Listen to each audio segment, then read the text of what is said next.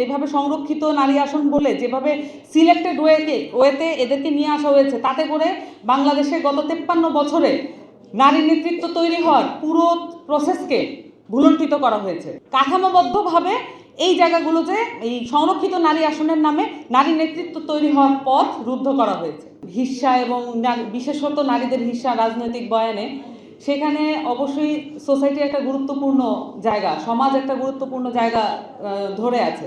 কিন্তু আমরা যদি দেখি ফ্যাসিস্ট কাঠামোতে, যেটা স্বৈরাচারী কাঠামোতে কিভাবে 15 বছরে ধীরে ধীরে আমাদের সামাজিক যে বুনট, আমাদের যে সোশ্যাল ফ্যাব্রিকেশন আছে নেতৃত্বের, সেই জায়গাগুলোতে কিভাবে হামলা করা হয়েছে। কারণ একটা হচ্ছে আপনার সরকার দিয়ে আপনি রাষ্ট্রটা চালান, কিন্তু স্থানীয় সরকার দিয়ে কিন্তু আসলে গ্রাম বা সোসাইটি চলে না।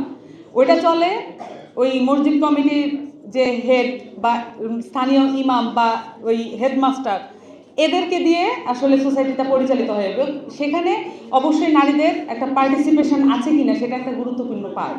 কিন্তু আওয়ামী আমলে আমরা দেখেছি কিভাবে ফ্যাসিস্ট কাঠামো স্ট্যাবলিশ করার জন্যই এই টোটাল সামাজিক যে বন্দোবস্ত যেটা আমাদের আগে ছিল, যেটা আমরা দীর্ঘদিন ধরে বিভিন্ন রাজনৈতিক আমলেও আমরা টিকিয়ে রাখার চেষ্টা করেছি, কিন্তু সেটা তারা হামলা করেছে যাতে করে পুরো ফ্যাসিস্ট যে গ্র্যাব, যেটা হচ্ছে হস্তক্ষেপ, সেটা যাতে ফুলফিল করা যায়, যাতে করে আর কখনোই কেউ চিন্তা করতে না পারে যে হাসিনার বদলে অন্য কেউ। যেটা আমরা কথা দেখেছিলাম বিকল্প কে, বিকল্প তৈরি হওয়ার আগেই কিন্তু হাসিনাকে সবাই নামিয়ে দিয়েছে। হাসিনা পদত্যাগ করতে বাধ্য হয়েছে, তখনও কিন্তু বাংলাদেশে তাদের যে তথাকথিত বিকল্প, সেটা কিন্তু বাংলাদেশের মানুষ আর তোয়াক্কা করে না। বাংলাদেশের মানুষ যেটা বুঝেছে, আমরাই বিকল্প হয়ে উঠব।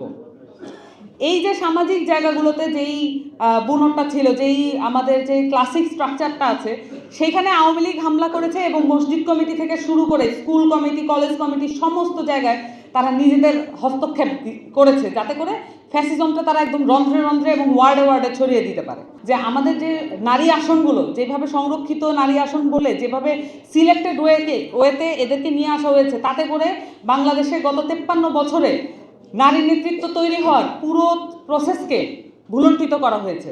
এবং যাতে আমরা এখন যে আমরা ক্রাইসিসগুলোতে পড়ছি, আমরা যে নারীদেরকে নিয়ে আসতে পারছি না বা আমরা তাদেরকে আরও পার্টিসিপেশন নিশ্চিত করতে পারছি না, এটার একটা বড় কারণ হচ্ছে স্ট্রাকচারালি, কাঠামোবদ্ধভাবে এই জায়গাগুলোতে এই সংরক্ষিত নারী আসনের নামে নারী নেতৃত্ব তৈরি হওয়ার পথ রুদ্ধ করা হয়েছে।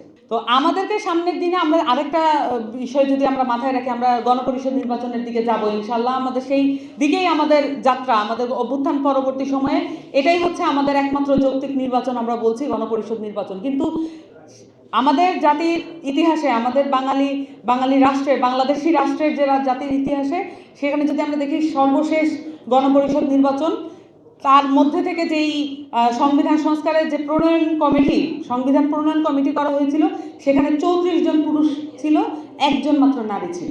তো এই যে নারীদেরকে যারা এসেছিলেন, তাদেরকেও যে আমরা ভুলতে বসেছি, তাদের নামও যে আমরা উচ্চারণ করছি না, এটা আমাদের জন্য পরবর্তীতে আর ভবিষ্যতের জন্য ভালো না। আমাদেরকে ইতিহাস থেকে নারীদেরকে তুলে আনতে হবে, আমাদেরকে প্রীতিলতাদেরকে মনে করতে হবে।